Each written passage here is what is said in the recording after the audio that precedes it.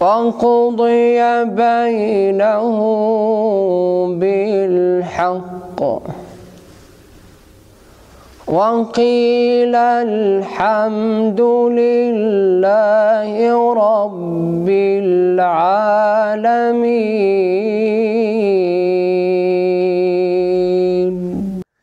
Ladies and gentlemen, brothers and sisters, welcome to the fourth episode of Science Leads You to Allah. After we have made a journey, actually it is a journey in the world of science, listening to some of the most prominent, the most wonderful scientists considered to be the founders and the fathers of sciences. Now, let us have a shift now. Let us go to the world of philosophy to see whether philosophy goes by the side of science in proving the existence of a creator, or it goes against the stream. Now, we'll have a look on the great philosophers, and we'll start by Immanuel Kant. And Immanuel Kant, of course, it is needless to define or to introduce Mr. Kant. Mr. Kant is one of the greatest philosophers in the history of Western philosophy. In his chief philosophical work, Critique of Pure Reason, Kant wrote, I inevitably believe in the existence of God. I inevitably believe in the existence of God and in a future life. And I am certain that nothing can shake this belief. And also he says, God is the only ruler of the world. God is the only ruler of the world. He governs not as a monarch, but not as a despot. For he wills to have his commands observed out of love and not out of servile fear.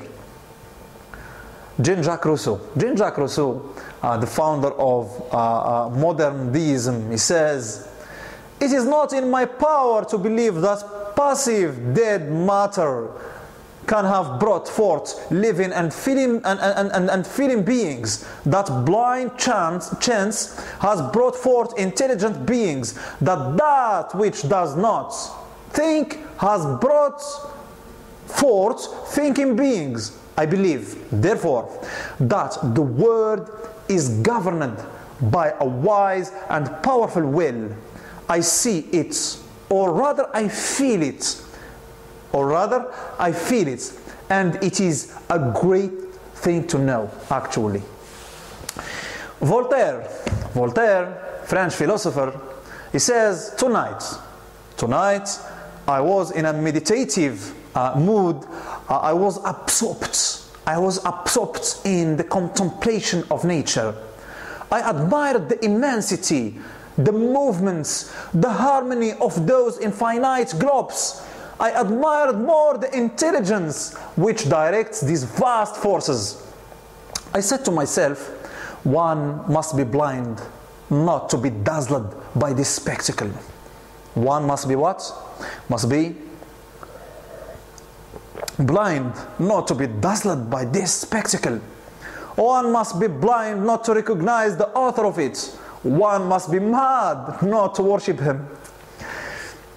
He says, all nature cries to us that he exists.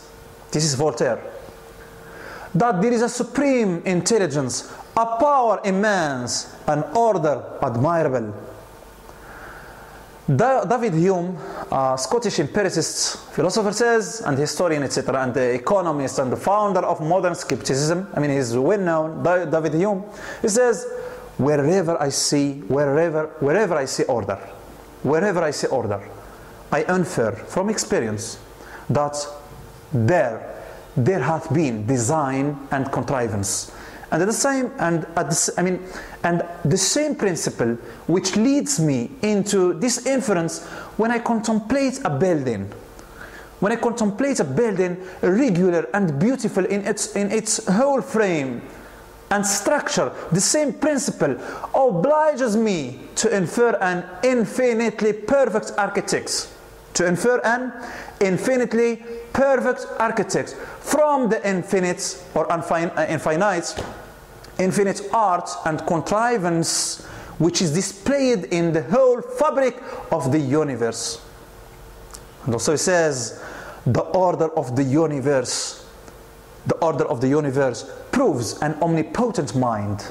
Also he says in the introduction to his book, The Natural History of Religion, Hume stated, the whole frame of nature bespeaks an intelligent author. Spinoza says, by God I mean a being absolutely infinite or infinite. George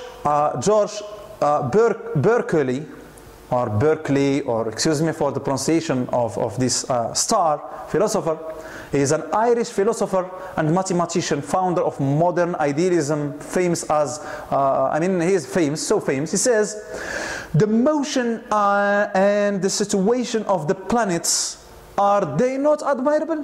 The motion and the movements of the planets, are they not, admirable for use and order? Were those globes once known to stray? In their repeated journeys through the pathless void, do they not measure areas round the sun ever proportionate to the times? So fixed, so immutable are the laws by which the unseen author of nature actuates the universe. John Stuart Mill, English philosopher and economist, and a major exponent of utilitarianism, he says, the order of nature exhibits certain qualities that are found to be characteristics of such things as are made by an intelligent mind for a purpose. And also he maintained that the structure of the eye proves a designing mind or intelligent creator. Ladies and gentlemen, are all the philosophers at the end of the day, are all the philosophers with the idea that there is a creator? Of course not. We are not saying that. But at the end of the day, science has got the last word. Science has got the last word. Thank you, science. Thank you very, very, very much. My friend again jumped. Hold on, man. Yes. What's up? What's up, man? He says, Charles Darwin is a scientist. Isn't he? Yes, of course. We cannot deny that. He is a scientist, a biologist. My friend again, he says, okay, he's a scientist, but he has got another idea, he has got another theory, he has got another suggestion. Okay, my friend, is it a suggestion, a theory, or scientific fact? Ladies and gentlemen, next episode is going to be hot. Get ready with Darwin. Thank you very much. See you.